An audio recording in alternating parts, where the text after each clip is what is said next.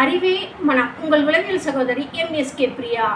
வளர்ச்சிக்கு தடை, அதாவது பேரியர் டு க்ரோத். உங்களோட வளர்ச்சிக்கு எது தடைன்னு நீங்கள் புரிஞ்சுக்கிட்டிங்கன்னா உங்களோட பாதி பிரச்சனைகள் தீர்ந்துடும். அதுக்கு அடுத்தது அந்த சொல்யூஷன் ப்ராசஸ்க்குள்ளே அந்த துறை சார்ந்த நிபுணர்களை அணுகி எப்படி இதைய சொல்யூஷன் ப்ராசஸ் எடுக்கிறதுனா உங்களோட நாலேஜ் பார்த்துக்கு அனலைஸ் பண்ணி அதை செய்கிறப்ப நீங்களும் சாதனையாளர்களாக வளர்ச்சியை நோக்கி போக முடியும். அப்போ ஃபஸ்ட்டு வளர்ச்சிக்கு எது தடைன்னு பார்த்தீங்கன்னா ஃபியர், பயம். உங்ககிட்ட இருக்கக்கூடிய பயம் மற்றவங்களுக்கு புரியாது. தனக்குள்ளேயே பல பயங்கள் தெரிஞ்சும் வரும், தெரியாமலும் வரும். அப்போ அந்த பயத்தை நீங்கள் கண்டுபிடிக்க முடியும். இதெல்லாம் ஒரு பயமா அப்படின்னு நினைப்பீங்க, ஆனால் உங்களால் செய்ய முடியாது. அந்த பயத்தை நீக்கிறதுக்கு தான் ஒரு ப்ரொஃபஷனல் கன்சல்டன்ட் உங்களுக்கு தேவைப்படும். அடுத்தது செல்ஃப் டவுட்டு. உங்களுக்கு சுய சந்தேகங்கள் அதிகமாக வரும். இந்த ஃபினான்சியலாக இது போட்டால் வந்துடுமா, நம்ம ப்ராஜெக்ட் செஞ்சிட்டோம்னா டெவலப் ஆயிருமா, நம்மளால் முடியுமா, நம்ம இத்தனை பேர்த்த வச்சு செய்ய முடியுமா, கூப்பிட்டா வருவாங்களா, நம்ம சொல்கிறது மற்றவங்க புரிஞ்சுக்குவாங்களா அப்படின்னு சொல்லி சுய சந்தேகங்கள் அதிகமாக வரும். இதை சிந்திச்சுக்கிட்டே இருக்கிறப்ப உங்களால் இயல்பு நிலையில் இருக்க முடியாது. வளர்ச்சிக்கு அது தடையாக இருக்கும். அடுத்தது உங்களோட அணுகுமுறை. நீங்கள் மற்றவங்க கிட்ட போய் உங்களோட அணுகுமுறையை நீங்கள் மேம்படுத்தணும்னு நினைக்கிறப்ப உங்களால் அது முடியாது. தெரிஞ்ச தகவலுங்கூட சொல்ல முடியாது. அந்த அணுகுமுறையில் ஒன்று வார்த்தைகள் ப்ராப்ளம் ஆகும், இல்லைன்னா செயல்படுத்தக்கூடிய செயல்பாடு எக்ஸ்பிளைன் பண்ணுறதுல பிரச்சனை வரும். இந்த மாதிரி அணுகுமுறையில் பல பிரச்சனைகள் வரும். அடுத்தது தொடர்பு கொள்ளும் திறன். உங்ககிட்ட நீங்கள் தொடர்பு கொள்வீங்க, உங்களுக்கு எல்லாமே தெரியும். பட் அந்த தொடர்பு கொள்றதுக்கு ஒவ்வொரு இதுக்குமே ஒவ்வொரு எத்திக்ஸ் இருக்குது. இப்போது ஆர்டினரி பர்ச்சேஸ்னால் அதுக்கு ஒரு எத்திக்ஸ் இருக்குது, பிஸ்னஸ் பர்ச்சேஸ்னால் அதுக்கு ஒரு எத்திக்ஸ் இருக்குது, பிஸ்னஸ் டிரான்சாக்ஷனுக்கு அது ஒரு எத்திக்ஸ் இருக்குது. அப்போ எல்லாத்தையுமே ஒரே மாதிரி செய்ய முடியாது அல்லவா? நிறைய பேர் இந்த இடத்துல தான் ஃபெயிலியர் ஆகிடுறாங்க. அடுத்தது ஃபினான்சியல் டவுட்டு. உங்களுக்கு ஃபினான்சியலாக பணம் போட்டால் பணம் வந்துடும்னு சொல்லி நிறைய பேர் நினைக்கிறாங்க. அது முற்றிலும் தவறு. பணம் போட்டால் பணம் வராது, பணம் போய்விடும். அப்போ பணத்தை போட்டு எப்படி உங்கள் முதலீடை பணத்தை குறைந்த முதலீடு போட்டு அதிக லாபத்தை பெறுவதுன்னு அந்த எத்திக்ஸ் இருக்குது. அப்போ எந்த இடத்துல பணம் போடணும்னு இருக்குது, எப்போ போடணும்னு இருக்குது, அது எப்படி எஸ்டாப்ளைஸ் பண்ணணும்னு இருக்குது, எந்த இடத்துல பணம் போடணும்னு இருக்குது. இது தெரியாமல் ஓவராலாக பணம் போடுறப்ப அங்கே உங்களுக்கு பிரச்சனையாகிடுது.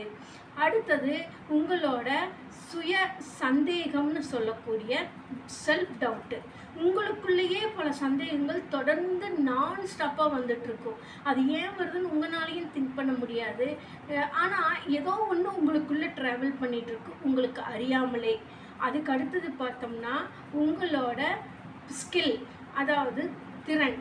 உங்களோட திறன் அந்த பாடி ஸ்லாங்காக இருக்கலாம், மூமெண்ட்டாக இருக்கலாம், அந்த பேசுகிற விதமாகலாம். அந்த மாதிரி உங்களோட ஸ்கில் நடத்தி சார்ந்தது, உங்களோட அணுகுமுறை சார்ந்தது, உங்களோட பேச்சு ஸ்டைல் சார்ந்தது. இந்த மாதிரி வரக்கூடிய பிரச்சனைகளில் நீங்கள் சிக்கிக்குவீங்க. இதனால தான் வளர்ச்சிக்கு பல தடைகள் உங்களுக்கு வந்துக்கிட்டே இருக்குது. அடுத்தது பார்த்திங்கன்னா ஓவர் திங்கிங். உங்களுக்கு தெரியாமலே நீங்களே திங்க் பண்ணிகிட்ருப்பீங்க. அன்னைக்கு போட்டு இப்படி தான் ஆயிடுச்சு, நாளைக்கு போட்டால் இப்படி ஆயிடுமோ, அப்போ இன்றைக்கி என்ன செய்யலாம், இன்றைக்கி எப்படி இதை எஸ்டாப்ளிஷ் பண்ணலாம் அப்படின்னு சொல்லி கடந்த காலத்தையும் இனிமேல் வரக்கூடியதையும் விட்டு போட்டு ப்ரெசண்ட்லேயும் விட்டுட்டு மொத்தத்தில் திங்கிங் போயிட்டே இருக்கும். இதனால் உங்களுக்கு வளர்ச்சிக்கு தடையாக இருக்குது. அப்போ இந்த மாதிரி பிஸ்னஸ் செய்யக்கூடியவங்களுக்கு பல தடைகள் இருக்கும். இது மட்டும் இல்லாமல் அந்த உங்கள் சர்க்கிள், அதாவது நீங்கள் ஒரு பிஸ்னஸ் பண்ணிகிட்ருக்கிறீங்க இல்லை பண்ண போகிறீங்க, எதுவாக இருந்தாலும் அந்த சர்க்கிள்குள்ளே உங்களால் ஃப்ரீயாக மூவ் பண்ண முடியாது. ஒன்று ஓவர் ஃப்ரீயாக போயிடுவீங்க, இல்லைன்னா ஓவராக இழுத்து பிடிப்பீங்க, இல்லைன்னா நடுநிலையில் போகிறேங்கிற பேரில் லூஸ் அதிகமாக இருக்கும். லூஸ் டாக்குன்னு சொல்லக்கூடிய செயல்பாடுகள் அதிகமாக இருக்கும். அப்போ உங்களை மற்றவங்க ஜட்ஜு பண்ணுறது வேறு மாதிரி இருக்கும், நீங்கள் மற்றவங்களை ஜட்ஜு பண்ணுறது வேறு மாதிரி இருக்கும். இந்த மாதிரி வளர்ச்சிக்கு பல தடைகள் இருக்குது. அதில் ஒரு சிலர் தான் இந்த வளர்ச்சிக்கு தடையான செயல்பாடுகளை கண்டறிந்து மறுசீரமைக்க தான் ப்ரொஃபஷனல் கன்சல்டன்ட்டு அவசியம். அதை வளர்ச்சிக்கான வழிகளை தேடி எடுத்து செல்வதற்காக. அப்போ எல்லாமே தெரியும். ப்ரொஃபஷனல் கன்சல்ட் இருந்தால் தான் பண்ண முடியுமா அப்படின்னா இப்போ உடம்பு நல்லா தான் இருக்குது, ஒரு காய்ச்சல் வந்துட்டால் நம்மளே மருந்து சாப்பிட்றோம்.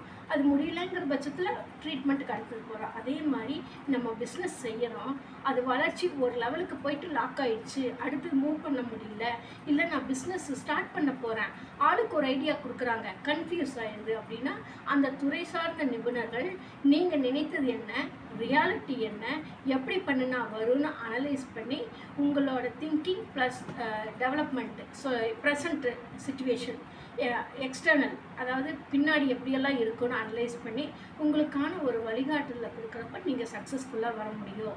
அப்போது ப்ரொஃபஷனல் கன்சல்ட்டிங் இருந்தால் தான் பண்ண முடியுமானா இதுவும் ஒரு வகையான வளர்ச்சிக்கான வழிகாட்டுதல் தான்.